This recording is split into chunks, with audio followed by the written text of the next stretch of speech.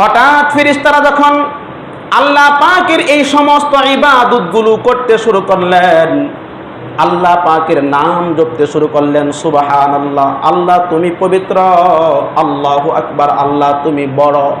এই সমস্ত ইবাদতগুলো যখন করতে শুরু করলেন, ফেরেশতারা আল্লাহকে ডাক দেয়া বললেন, আল্লাহ আপনি আমাদেরকে দুনিয়ার জীবনে পাঠাইলেন আপনার ইবাদত করার জন্য, কিন্তু কোথায় ইবাদত করব?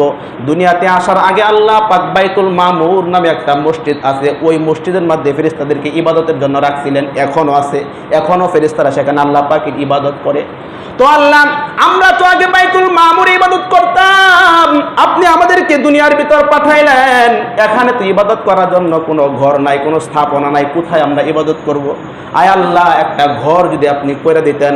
আল্লাহ পাক রব্বুল আলামিন তখন ওই ফেরেশতাদেরকে অর্ডার দিলেন, এরকম জান্নাত থেকে ইয়াকুত পাথর নিয়ে যাইয়া ওই দুনিয়ার মাঝ বরাবর একটা আমি আল্লাহ পাকের কাবা ঘর তোমরা নির্মাণ করো। সুবহানাল্লাহির রহমানির রহিম। ইন্না আউওয়ালা বাইতিন উদিআ লিন-নাসি লাল্লাযী বিবাক্কাতা মুবারাকান ওয়া হুদাল লিল-আলামিন। সাদাকাল্লাহুল মাওলানাল আযীম। وقال رسول الله صلى الله عليه وسلم بني الإسلام على خمس شهادة أن لا إله إلا الله وإقام الصلاة وإيتاء الزكاة والحج وصوم رمضان، أو كما قال عليه الصلاة والسلام إن الله وملائكته يصلون على النبي يا أيها الذين آمنوا صلوا عليه وسلموا تسليما। সকলে দুরূদ শরীফ পড়ি। আল্লাহুম্মা সাল্লি আলা মুহাম্মাদ ওয়া আলা আলি মুহাম্মাদ কামা সাল্লাইতা আলা ইব্রাহিম ওয়া আলা আলি ইব্রাহিম ইন্নাকা হামিদুম মাজিদ। আল্লাহুম্মা বারিক আলা মুহাম্মাদ ওয়া আলা আলি মুহাম্মাদ কামা বারাকতা আলা ইব্রাহিম ওয়া আলা আলি ইব্রাহিম ইন্নাকা হামিদুম মাজিদ। আলহামদুলিল্লাহ, মহান আল্লাহ পাকের দরবারে অসংখ্য অগণিত শুকরিয়া যে মহান রব আমাদেরকে জিলকদ মাসের দ্বিতীয় জমায় আল্লাহর ঘরে উপস্থিত হওয়ার মতো তৌফিক দান করছেন। এজন্য সকলেই কালিমাতুশ শুকর আদায় করি আলহামদুলিল্লাহ। ইসলামের ভিত্তি হচ্ছে 5টা। ইসলামের ভিত্তি কয়টা? বুনিয়াদ হচ্ছে 5টা। এর আগের 2 জুমায় আমি বলেছি, 1 নাম্বার কি? কালিমা। 1 নাম্বার কি? কালিমা, অর্থাৎ ঈমান, আল্লাহকে বিশ্বাস করা এবং রাসূল সাল্লাল্লাহু আলাইহি ওয়াসাল্লামকে নবী হিসাবে বিশ্বাস করা। এটা হলো কি ইসলামের প্রথম বুনিয়াদ। 2 নাম্বার ইকামাস সালাহ, নামাজ প্রতিষ্ঠা করা, নামাজ কায়েম করা, যা আমরা ইতিপূর্বে 2 জুমা নামাজ সম্পর্কে আলোচনা শুনেছি। 3 নাম্বার হলো হজ, হজ্জে বাইতুল্লাহ, আল্লাহ পাকের ঘর তাওয়াফ করা। যার সামর্থ্য আছে, যার এই পরিমাণ ধন সম্পদ আছে যে ওই বান্দা আল্লাহ পাকের ঘরকে উদ্দেশ্য করে সে বাড়ি থেকে বের হয়ে আবার তার টাকা দেয়া সেই পর্যন্ত আসতে পারবে, অর্থাৎ সেখানে গুরান দেওয়ার মতন টাকা কি তার বাড়িতে আছে। এবং এটা করলে তার এরকম অবস্থা হয়ে যাবে না যে পরে ভিক্ষা করে খাওয়ানো লাগবে। কথা কথা একবার একটা হ্যাঁ আছে 2-4 লাখ, মানে এইবার তো হজ করে পরে তো না খাই দাম লাগবে, ঠিক আছে না? কিন্তু এরকম মানুষ তো অনেকেই আছে যে 2-4-5 লাখ টাকা দিয়ে হজ করে আসলে পরে আমার ভিক্ষা করে খাওয়ানো লাগবে না, আমার জমি আরও আছে, আমার ধন সম্পদ আরও আছে, ব্যবসা বাণিজ্য আছে, ঠিক আছে না? তো যার সামর্থ্য আছে যে ওই ঘরটা ঘুরে আসতে পারবে তার উপর আল্লাহ পাকের পক্ষ থেকে এটা কি ফরজ। এটা হলো কি 3 নাম্বার, আল্লাহ পাকের পক্ষ থেকে আপনার আমার উপর ফরজ বিধান। বুনিয়াল ইসলাম আলা খামসিন, 5টা বুনিয়াদ যে আছে এটা হলো 3 নাম্বার। এখন আমরা যে হজ করি এটা কোথায় করতে হয়? কাবা ঘরে, ঠিক আছে না? বাইতুল্লাহ, আল্লাহ পাকের ঘর। এখন হজ সম্পর্কে আলোচনা শোনার পূর্বে আমাদেরকে আগে বাইতুল্লাহর সৃষ্টি, বাইতুল্লাহর নির্মাণ সম্পর্কে, ইতিহাস সম্পর্কে একটু জানা থাকলে ভালো হয়। কি বলেন? যেই জায়গায় হজ করবো, যেই ঘরকে আমরা তাওয়াফ করবো, ওই ঘরের ইতিহাস জানা দরকার আছে না? হ্যাঁ, তা আমরা যেহেতু আল্লাহর ঘরকে তাওয়াফ করার জন্য যাব, এজন্য আমি মনে করি আজকে আগে ওই বাইতুল্লাহর ইতিহাস সম্পর্কে জানলে আমাদের বেশি ভালো হবে। আল্লাহ রাব্বুল আলামিন তার কালামে পাকের মধ্যে বলেছেন, ইন্না আউওয়ালা বাইতিন উদিআ লিন-নাস লাল্লাযী বিবাক্কাতা মুবারাকাও ওয়া হুদাল লিল আলামিন। ইন্না আউওয়ালা বাইতিন উদিআ লিন-নাস, যা মানুষের জন্য সৃষ্টি করা হয়েছে। ইন্না আউওয়ালা বাইতিন উদিআ লিন-নাস লাল্লাযী বিবাক্কাতা মুবারাকাও ওয়া হুদাল লিল আলামিন, যা মানব জাতির জন্য হেদায়েত স্বরূপ। আর সেটা কোথায়? মক্কাতে অবস্থিত।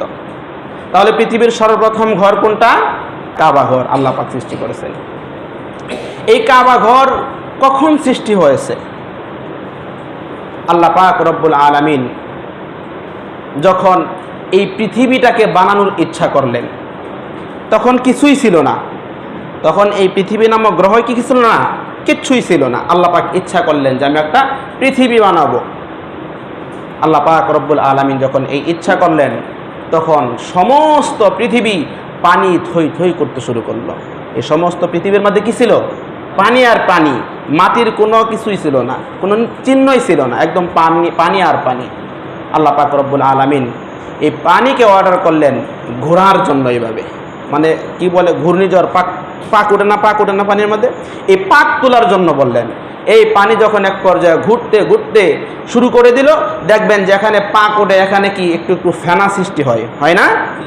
এই বিশাল দুনিয়ার পানি যখন এরকম ঘুরতে শুরু করলো, ওই মাঝ বরাবর জায়গার মধ্যে কি হইলো? ফেনা শুরু হইতে শুরু করলো। এই ফেনা আস্তে আস্তে জমতে জমতে এক পর্যায়ে বালু এবং মাটিতে রূপান্তরিত হয়ে গেল। সুবহানাল্লাহ। এক পর্যায়ে মাটিতে রূপান্তরিত হয়ে গেল। আল্লাহ পাক ফেরেশতাদেরকে বললেন, ও ফেরেশতারা, এই মাটিটাকে সমানভাবে সমগ্র পৃথিবী কি করো? বিছায়া দাও। পানির উপরে মাটি লড়বো সরবো না? আমরা লঞ্চের মধ্যে বা নাওয়ের মধ্যে যখন উঠি, এই সাইডে ফাড়া মারলে ওই সাইড বেসা উঠে, এই সাইডে ফাড়া মারলে এই সাইড বেসা উঠে, এরকম না?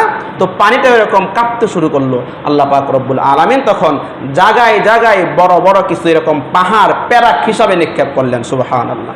আমরা লোহা মারি না, প্যারাক মারি না, কাঠটা শক্ত হয়ে লাগবার জন্য আল্লাহ পাক এই পাহাড়কে করলেন দুনিয়াতে এরকম স্থাপন করবেন। সর্বপ্রথম যে পাহাড়টা আল্লাহ পাক নাজির করলেন সেটা হলো আবু কুবাইস। এরকম বিশাল বিশাল যখন পাহাড় আল্লাহ পাক দুনিয়ার মধ্যে স্থাপন করলেন, দেখা যায় এখন আর কি করে না? জমিন লড়াচড়া করে না। আল্লাহ পাক রব্বুল আলামিন তখন কি করলেন? জিন জাতিকে বানাইলেন আল্লাহ পাকের ইবাদত করার জন্য। আল্লাহ পাক রব্বুল আলামিন এটাও বলে দিয়েছেন জিন জাতিকে আল্লাহ পাক কেন সৃষ্টি করেছিলেন।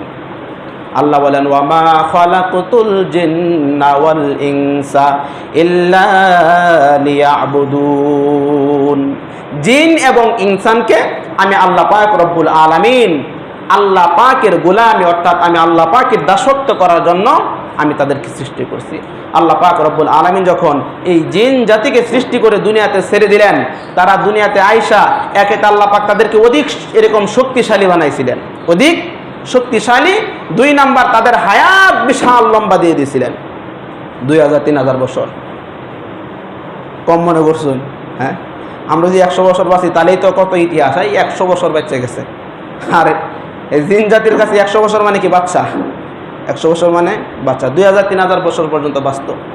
তখন তারা এত হায়াত এবং শক্তি পাইয়া আল্লাহ পাককে ভুলে গেলেন। নাফরমানির মধ্যে পুরা দুনিয়া সয়লাভ করে ফেলছে, আল্লাহর ইবাদত মোটেই করে না। আল্লাহ পাক রাগান্বিত হয়ে গেলেন, ও জিব্রাইল, এই নিমক হারাম জাতিকে আমি বানাইলাম আমি আল্লাহ পাকের গোলামি করার জন্য। এরা তো দুনিয়াতে যায় এরকম গুনাহ কাজ করতে করতে, অপমান এরকম অপরাধ করতে করতে দুনিয়াটা তো এরকম কলঙ্ক করে ফেলতেছে, গুনাহে ভরপুর করে ফেলছে। এই নিমক হারাম জাতিকে আর এই দুনিয়াতে রাখা যাবে না। তাড়াতাড়ি তুমি যাও, এই সমস্ত জিন জাতিকে আমার দুনিয়া খালি করতে বলো, তাড়াতাড়ি যাও। লাঠি চার্জ।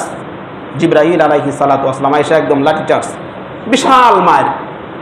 কেউ মরলো, কেউ মনে করেন যে সমুদ্রের এরকম পাতালে যায় লুকাইলো, আবার কেউ পাহাড়ের চিপায় চাপায় লুকাইলো। সমস্ত দুনিয়া এরকম কি হয়ে গেছে? খালি হয়ে গেছে। আল্লাহ পাক রব্বুল আলামিন তখন ফেরেশতাদেরকে বললেন, ফেরেশতারা যাও, তোমরা ইবাদত করো। ফেরেশতারা আল্লাহ পাকের হুকুম পাইয়া জমিনের মধ্যে আইসা সুবহানাল্লাহ সুবহানাল্লাহ সুবহানাল্লাহ আল্লাহ আল্লাহ আল্লাহ এরকম জিকির করতে শুরু করলেন। হঠাৎ ফেরেশতারা যখন আল্লাহ পাকের এই সমস্ত ইবাদতগুলো করতে শুরু করলেন, আল্লাহ পাকের নাম জপতে শুরু করলেন, সুবহানাল্লাহ আল্লাহ তুমি পবিত্র, আল্লাহু আকবার আল্লাহ তুমি বড়, এই সমস্ত ইবাদতগুলো যখন করতে শুরু করলেন, ফেরেশতারা আল্লাহকে ডাক দেয়া বললেন, আল্লাহ আপনি আমাদেরকে দুনিয়ার জীবনে পাঠাইলেন আপনার ইবাদত করার জন্য, কিন্তু কোথায় ইবাদত করব? দুনিয়াতে আসার আগে আল্লাহ পাক বাইতুল মামুর নামে একটা মসজিদ আছে, ওই মসজিদের মধ্যে ফেরেশতাদেরকে ইবাদতের জন্য রাখছিলেন, এখনো আছে, এখনো ফেরেশতারা সেখানে আল্লাহ পাকের ইবাদত করে। তো আল্লাহ আমরা তো আগে বাইতুল মামুর ইবাদত করতাম, আপনি আমাদেরকে দুনিয়ার ভিতর পাঠাইলেন, এখানে তো ইবাদত করার জন্য কোনো ঘর নাই, কোনো স্থাপনা নাই, কোথায় আমরা ইবাদত করব? আয় আল্লাহ একটা ঘর যদি আপনি করে দিতেন। আল্লাহ পাক রব্বুল আলামিন তখন ওই ফেরেশতাদেরকে অর্ডার দিলেন, এরকম জান্নাত থেকে ইয়াকুত পাথর নিয়ে যাইয়া ওই দুনিয়ার মাঝ বরাবর একটা আমি আল্লাহ পাকের কাবা ঘর তোমরা নির্মাণ করো। সুবহানাল্লাহ। তখন ওই ফেরেশতারা আল্লাহ পাকের ওই কাবা ঘরকে নির্মাণ করলেন, একটা পিলার সিস্টেম আর কি, চিহ্ন পৃথিবীর মাঝ বরাবর, ওই যেখানে পাক উঠছিল মাঝ মেডেল পয়েন্টে। তখন আল্লাহ পাকের এই ইবাদত যখন ফেরেশতারা করতে শুরু করলেন, কিন্তু আল্লাহ পাকের তেমন ভালো লাগতেছে না, তেমন কি থাকছে না, মজা লাগতেছে না। এই যে কুরবানির ঈদ আসতেছে, সপ্তাহ গোশত খাওয়ার পরে আর ভাল লাগে? কথা কইন, হাসা কথা কইন। এক সপ্তাহ যখন গোশত খাওয়া হয়ে যা, পোলাও টোলাও খাওয়া হয়ে যা, পরে কিন্তু আর এটা কি লাগে না, ভালো লাগে না। যদিও খাবারটা কি খারাপ না সবচেয়ে ভালো, সবচেয়ে হাই কোয়ালিটির খাবার, কি কইন, তারপরেও কি লাগে না, ভালো লাগে না। তো ফেরেশতারা যে আল্লাহ পাকে শুধু জিকির করে, আল্লাহ আল্লাহ জিকির করে, আল্লাহর এটা বেশি ভালো লাগতে শুরু করলো না। তো শুধু জিকির আর জিকির এক জাতীয় খাবারের মতন।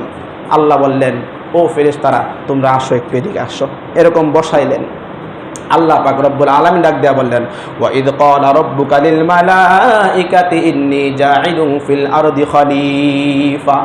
ও ফেরেশতারা আমি এই দুনিয়াতে আমি আল্লাহ পাকের পক্ষ থেকে একটা দল, একটা খলিফা, একটা প্রতিনিধি আমি পাঠাইতে চাই। সুবহানাল্লাহ।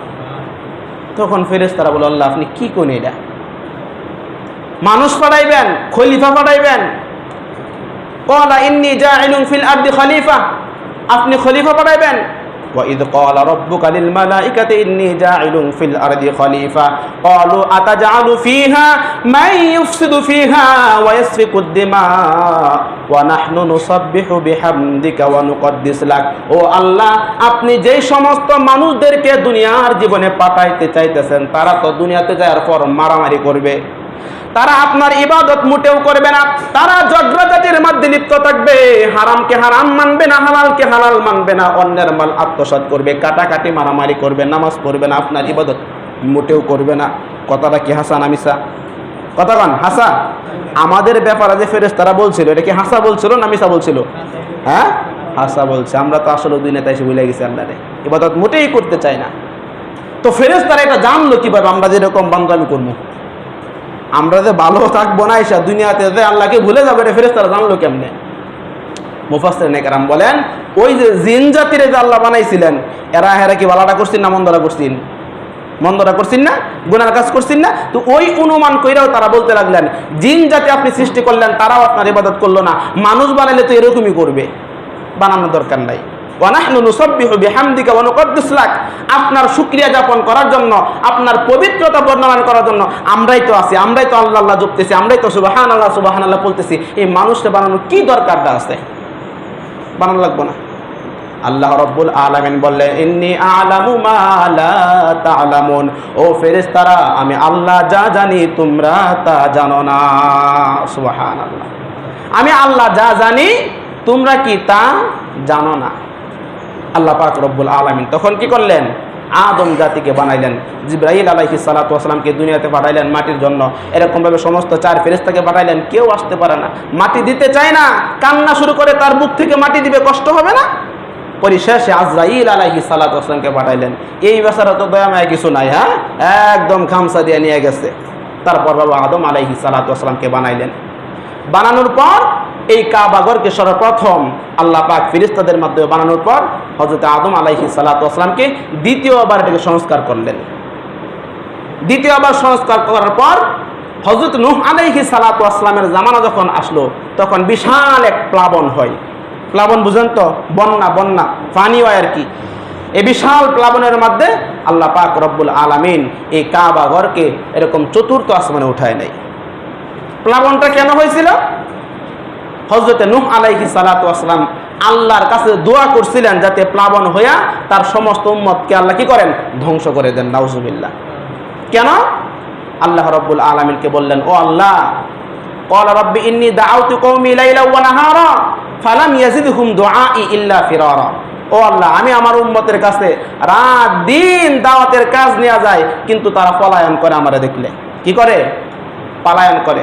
ফালাম ইয়াজিদহুম দুআই ইল্লা ফিরারা। এখনো দেখবেন ওই বনি ইসরাইলের কিছু লক্ষণ আপনার আমার মধ্যেও আছে। যখন কোনো হুজুর রাস্তা দিয়া যায় অথবা জমাতের লোক গাছতে যায় না, এলাকায় নামাজের দাওয়াত দেওয়ার লেগে কিছু মানুষ দেখবেন দূর থেকে তাদেরকে দেখলে সাইড কেটে ফেলায় যায়। মিথ্যা বললাম নাকি? আমি আমার নিজের চোখে দেখছি। একটু দূর থেকে যখন দেখে, আমার দেখাও না দেখার বান করে সাইড কেটে হইলে অন্য বাচ্চা যদি দাওয়াতটা দেয় নামাজ হুজুর আমার লাগে, তাহলে না জানি কোন অপরাধ হয়ে দিব, সাইড কেটে ফেলায় যায়। তো ওই নূহ আলাইহিস সালাতু ওয়াস সালামের জামানার উম্মতরা এরকম। তো নূহ পয়গম্বর দাওয়াত নিয়ে যা, হেরা দেখলে আগে বাঘ নূহ হইতাছে, দূর দে ফলা, এর সামনে বরং যেত না। এই জন্য আল্লাহ পাকের কাছে বদদুয়া করলেন, আয় আল্লাহ, এদেরকে তুমি ধ্বংস করে দাও। কারণ এদেরকে তুমি ধ্বংস না করো, এদের ঘরে যে সন্তানগুলো আসবে এরা তো আরো খারাপ হইব। বাপ যদি 1 নম্বর খারাপ হয়, তাহলে সন্তান 100% আরো বেশি খারাপ হইব। বাপ বালা তো বেটা বালা। এই জন্য আল্লাহ পাক বললেন, ঠিক আছে, তাহলে প্লাবন দিব। তুমি এক কাজ করো, তোমার অনুসারী যারা আছে এগরে তো বাঁচান লাগবো, সব তোমার এনে যেত না, তোমার নিজেরও তো বাঁচান লাগবো। তুমি একটা জাহাজ বানাও, লঞ্চ বানাও। আল্লাহ পাক রব্বুল আলামিনকে বলেন, আল্লাহ কিসের লঞ্চ, কিভাবে বানাবো? স্টিল দিয়া, লোহা দিয়া, না কাঠ দিয়া? আল্লাহ পাক বললেন, কাঠ দিয়া বানাইবা। কাঠ কোথায় পাবো? শাল গাছের কাঠ দিয়ে একটা গাছ রোপণ করো। বিশাল সমুদ্রের মধ্যে একটা গাছ রোপণ করা হলো। রোপণ করার পর এক বর্ণনা আছে 20 বছর, আরেক বর্ণনা আছে 40 বছর, আরেক বর্ণনা আছে 100 বছর অপেক্ষা করলেন হযরত নূহ আলাইহিস সালাতু ওয়াস সালাম। এরপর এই গাছ কাটানো হলো। কাটানোর পর আল্লাহ পাককে বললো, আল্লাহ গাছ তো কাটানো হয়েছে, এখন লঞ্চটা কেমনে বানাবো? এর আগে তো জীবনে কেউ লঞ্চ বানাইছে না যে এইভাবে লঞ্চ বানান লাগে, ইঞ্জিনিয়ার লাগবে না? আল্লাহ পাক রব্বুল আলামিন হযরত জিবরাইল আলাইহিস সালাতু ওয়াস সালামকে দিয়ে ইঞ্জিনিয়ার হিসেবে পাঠিয়ে দিলেন। সুবহানাল্লাহ। আল্লাহ রব্বুল আলামিনকে আবার নূহ আলাইহিস সালাম বললেন, আয় আল্লাহ, লঞ্চ তো বানাইতে বললেন, কতটুক বড় বানাবো? আল্লাহ পাক রব্বুল আলামিন জানা দিলেন 80 গজ লম্বা বানাবা। কয় গজ? 80 গজ লম্বা, পাশে হবে 50 গজ, এরকম উঁচাই হবে 30 গজ। লম্বা 80 গজ, পাশে 50 গজ, উঁচাই হলো কয় গজ? 30 গজ। কয় তালা বানাবো? আল্লাহ জানা দিলেন 3 তালা বিশিষ্ট তুমি একটা জাহাজ বানাও। আল্লাহ পাক রব্বুল আলামিনের আদেশে হযরত নূহ আলাইহিস সালাতু ওয়াস সালাম 3 তালা বিশিষ্ট একটা জাহাজ বানাইলেন। বানানোর পর আল্লাহ পাক রব্বুল আলামিনকে বললেন, ও আল্লাহ, এখন আমার করণীয় কি? এখন আমি কি করব? লঞ্চ তো বানায় শেষ। আল্লাহ পাক বললেন, তুমি একটু অপেক্ষা করতে থাকো। যেই দিন দেখবা তোমার স্ত্রী যখন এরকম ঘরের মধ্যে রান্না করবে, চুলার ভিতর দিয়া যখন এরকম পানি উঠবে, মা বোনরা ভাত রান্নলে বলকার উঠলে মানুষ টকবক টকবক করে না? তুমি যখন দেখবা তোমার স্ত্রীর চুলার মাঝখান দিয়ে এরকম পানি টকবক টকবক করে উঠতেছে, তখন তুমি বুঝবা এখন লঞ্চে ওঠার সময় হয়েছে। হ্যাঁ, এক পর্যায়ে হঠাৎ দেখা যায় তার এরকম চুলার ভিতর দিয়া পানি টকবক টকবক করে উঠতেছে। তখন হযরত নূহ আলাইহিস সালাতু ওয়াস সালাম আল্লাহকে বললেন, আল্লাহ, এখন কি করব? আল্লাহ পাক শিখাই দিলেন, তুমি যাও, লঞ্চের কাছে যাও। যাওয়ার পর তুমি সেখানে দাঁড়াও, এক একজন করে আসবে আর তাদেরকে তুলবা, জোড়ায় জোড়ায় তুলবা। কিভাবে তুলবা? বেড়া তুলবা তো বেডি তুলবা। নূহ আলাইহিস সালাম বলেন, আল্লাহ, কোনটা বেড়া কোনটা বেডির কেমনে বুঝবো? নারী পুরুষের মধ্যে না বোঝা যাবো? সাপ বিচ্ছু আর যত পানি আছে এগুলোর মধ্যে কেমনে আমি বুঝবো কোনটা নারী কোনটা পুরুষ? কেউ যদি দুর্নীতি করে উঠতে পারে, বাটপারি করে উঠতে পারে না? বাটপারের লেগে তো এই অবস্থা। বালা থাকলে কি ধ্বংস করলো হইলে না?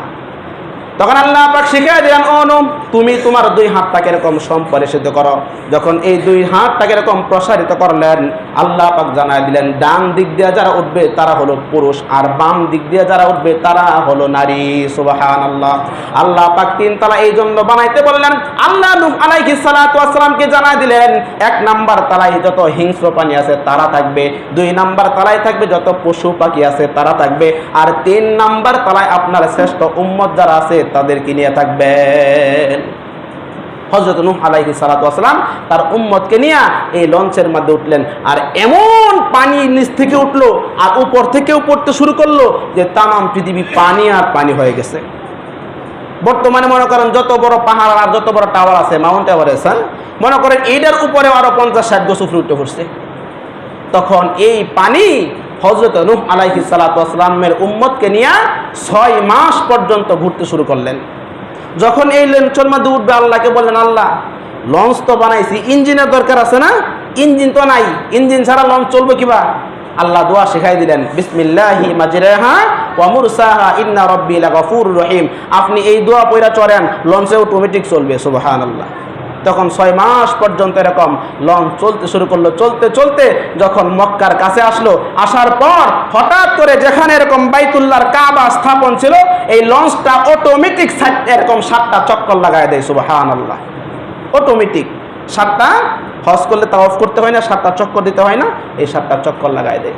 এক পর্যায়ে যখন আবার পানি কমতে শুরু করলো, হযরত নূহ আলাইহিস সালাতু ওয়াস সালামের এই লঞ্চ যদি পাহাড়ের কাছে আইসা এরকম ঠেকলো, এরকম ভাবে হযরত নূহ আলাইহিস সালাতু ওয়াস সালাম এবার তিনি কি করলেন?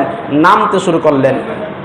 এই যে যখন এই প্লাবনটা হইল, এই বিশাল পানি হইল, তখন আল্লাহ পাক রব্বুল আলামিন এই মক্কার কাবার এরকম পিলারটাকে কি করছিলেন? আল্লাহ পাক চতুর্থ আসমানে কি করছিলেন? উঠায় নিয়ে নিছিলেন।